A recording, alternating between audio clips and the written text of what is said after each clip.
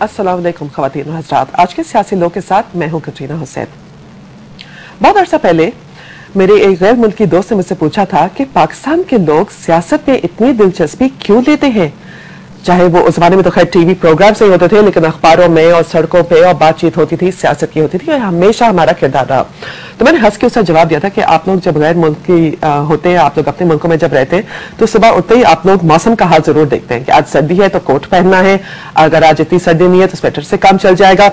तो इसी तरह पाकिस्तान में लोग सियासत पे इसी तरह नजर रखते हैं, इसलिए कि उससे उनको पता चलता है कि आज कहीं जलसा जुलूस से नहीं हो रहा था, हम सड़क अपनी रास्ता जाने का तब्दील कर लें, आज बच्चों को स्कूल भेजे कि ना भेजें, हालात सही है कि नहीं है, और ये हमारा एक आज स्ट्राइक है कि नहीं है। तो सियासत हमारी जिंदगी पे बहुत गहरा असर रखता है डेली लाइफ में। और आजकल की जो सूरत हाल है तो सभी परेशान हैं गुज़िश्ता काफी हफ्तों से कि मुल्क की सियासी सूरत हाल किस तरफ जा रही है, क्या होगा आने वाले दिनों में। इसी चीजों पे और इन्हीं बातों का जायजा लेने के लिए आज हमने स्टूडियो में दो मेहमानों को दावत दी है। हमारे पहले मेहमान पहुंच चुके हैं, आइए आपको उनसे तारुफ कराते हैं। हमारे पहले मेहमान हैं ख्वाजा मोहम्मद आसिफ साहब, एमएनए है पाकिस्तान मुस्लिम लीग नून के senior leader of the party, और हमें उम्मीद है कि कुछ देर बाद कमर जमान कायरा साहब, पाकिस्तान पीपल्स पार्टी से ताल्लुक है उनका, फेडरल मिनिस्टर है for Kashmir and northern areas. Kaira साहब जब हमें ज्वाइन करेंगे तो उनसे भी हम बातचीत करेंगे मुल्क की सूरत हाल के हवाले से। ख्वाजा साहब, ओपनिंग क्वेश्चन मेरा ये होगा कि आजकल इतनी अनसर्टेनिटी है मुल्क में कि लोग सोच रहे हैं कि हुकूमत चलेगी नहीं चलेगी, इन्वेस्टमेंट करें ना करें, long term short term, mass confusion.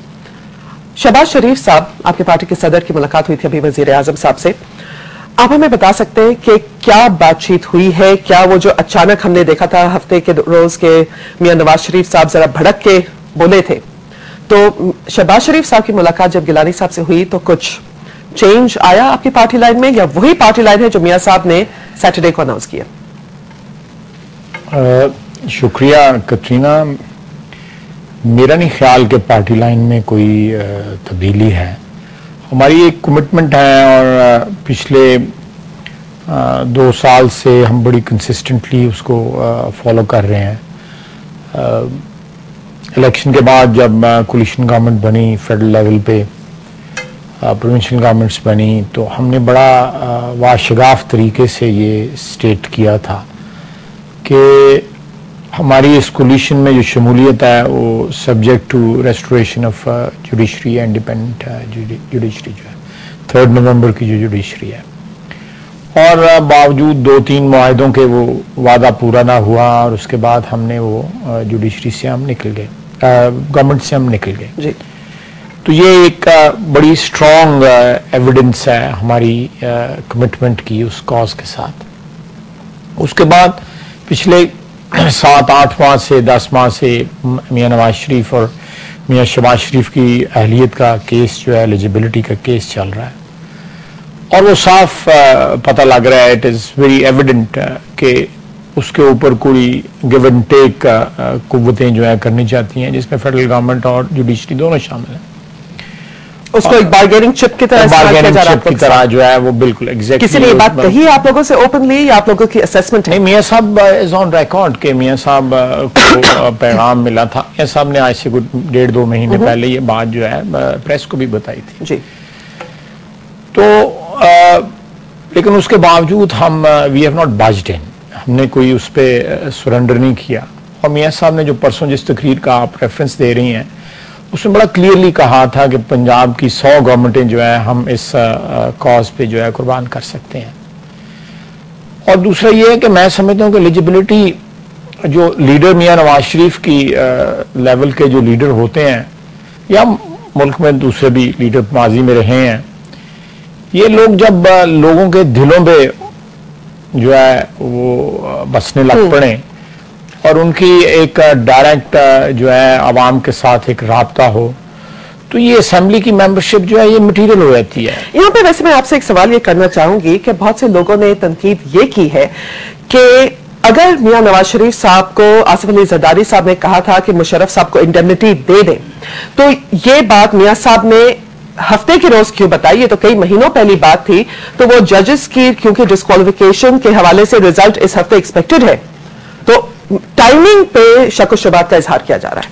नहीं, देखिए मियाँ साहब ने अभी बहुत सी बातें, एक हिजाब है एक जिसकी वजह से हम वो बातें नहीं करते हैं और करनी नहीं चाहिए। मैं समझता हूँ कि अच्छी बात नहीं है कि हम वो बातें करें, लेकिन बाज़ औक़ात बातें करनी पड़ती हैं। वो इसलिए करनी पड़ती हैं कि जब आप ये एक ब्रिंकमैनशिप हो रही होती है, एक pressure eyeball to eyeball जो है एक सिलसिला चल रहा है, तो उसमें आप थोड़ा बहुत जो है वो उसको यूज़ करते हैं, उस चीज़ को, उस इंफॉर्मेशन को, या जो बातें हुई होती हैं उनको आप यूज़ करते हैं to hedge your position. Okay. मैं वेलकम करना चाहती हूँ कमर जमान कायरा साहब को। Thank you for joining us. Kaira साहब, आपके आने से पहले हमारी ये बात हो रही थी कि मुल्क की सूरत हाल, लोग परेशान हैं इसलिए कि एक अनसर्टेनिटी का माहौल मुल्क में पैदा हुआ है, खास तौर पे जब एक लॉन्ग मार्च अनाउंस हो चुका है, और उसके हवाले से मैं अब आज इन्वेस्टिगेट हम लोग जरा करना चाहते हैं कि ये सूरत हाल हम यहाँ इस मोड़ पे पहुंचे कैसे हैं और इसको अभी भी अवॉइड करने के लिए क्या किया जा सकता है। कायरा साहब, कुछ लोग कह रहे हैं कि 16 मार्च लॉन्ग मार्च का दिन और उसके बाद धरने का प्लान जिसमें सियासी जमातें और वकला कम्युनिटी शिरकत कर रहे हैं, वो एक तरह से लोगों की तरफ से अवामी रेफरेंडम हो सकता है आपकी हुकूमत पर। Are you prepared for this challenge? Katrina, बात यह है चैलेंजेस को के लिए तैयार होना तो और बात है। यस, हर गवर्नमेंट हर चैलेंज के लिए तैयार बैठी होती है। ये तो गवर्नमेंट का असूली तौर पे फैसला होता है, इसलिए गवर्नमेंट में बैठे हैं। अगर हम तैयार नहीं है तो हमें गवर्नमेंट में बैठने का हक नहीं है। लेकिन क्या इस तरह का कोई चैलेंज, वैसे हमें यकीन है कि ये सारा जो प्रोसेस है एहतजाज का एक अपना रंग है और वो पीसफुल एहतजाज है, ये पीसफुल रहेगा। इस पे तो पॉलिटिकल फोर्सेस सारी जो है और लॉ नोइंग सारे लोग हैं, तो वो पीसफुल एहतजाज पे तो कोई एतराज नहीं है। लेकिन आप तो कंसर्न्ड है कि आपकी पॉपुलैरिटी का एक अक्स बन सकता है। देखिए, गवर्नमेंट के अनपॉपुलैरिटी या पॉपुलैरिटी तो इस बात से सारी मेजर नहीं होगी। इस पे एहतजाज में तो कई तरह के एहतजाज गवर्नमेंटों के खिलाफ होते रहते। यकीनन ये बात अच्छी नहीं है मुल्क के लिए, ये बात कोई बेहतर ट्रेंड नहीं है मुल्क के लिए। इन हालात में अगर कुछ चीजें बेहतरी की तरफ जाना शुरू हुई है तो इससे कोई पॉजिटिव इंपैक्ट नहीं आएगा, इससे इकोनॉमी के ऊपर भी नेगेटिव असरात आएंगे। और अल्लाह न करे कोई ऐसी सूरत हाल होती है कि मॉब जो होता है वो सारा लीडरशिप के कंट्रोल में नहीं होता। बाज़ वक़्त मॉब अपने रास्ते खुद बना लेता है और खुदा न खास्ता कोई शरारत हो जाती है किसी भी साइड से, तो वो बड़ी डैमेजिंग होगी हमारे लिए, सारी इस फिजा के लिए, मुल्क के लिए।